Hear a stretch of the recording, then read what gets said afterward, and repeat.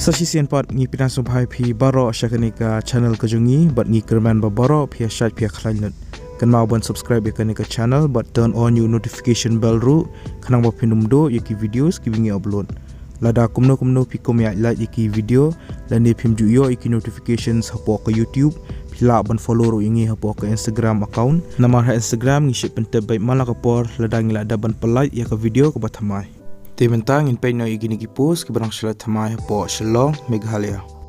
Ia kani ka post la Laitkam Meghalaya Basin Development Society dan ni ka MBMA mentau benai arajar apuar. Ki kerteng jeng ki post ki longkom ni. Manager HR Training and Development, Assistant Manager Payroll, batka Program Associate HR. Kalas del ani ka tarik ka bakhado papila bat submit ki applications kari ha apsantering benai August arajar apuar.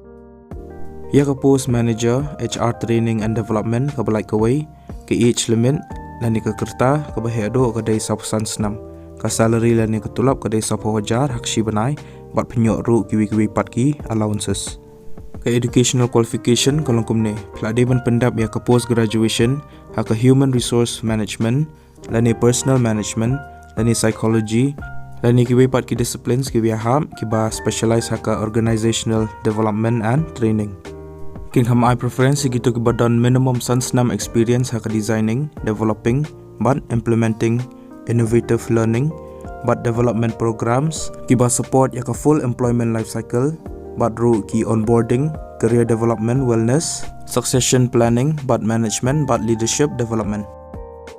Yaka post assistant manager, payroll kabalai kawai, ke age limit lani kerta bahedo kedai sapusan senam baka salary lani ketulap kedai aphunyo hajar plus kiwi allowances ke educational qualification kolongkom ne lade ban pendap ya ke post graduation haka human resource management personal management lani post graduate diploma haka personal management but industrial relations lani kiwi patki discipline kiwi hab ken kam I preference ikitu badan minimum license working experience kumu payroll executive but pidai ru banang bahaya ka payroll management but ru ki EPF processing but ru ki statutory compliances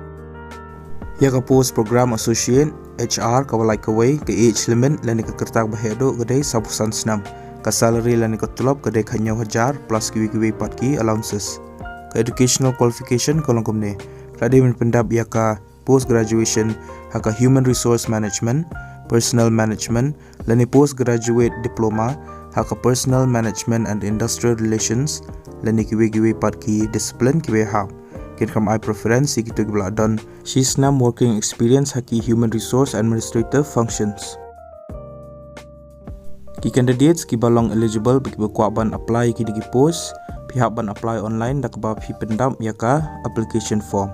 yakani ka link jangan ka application form ngala I hapo description jangan ka video Tisa klik ikut ke link batsa pendap ya ke form.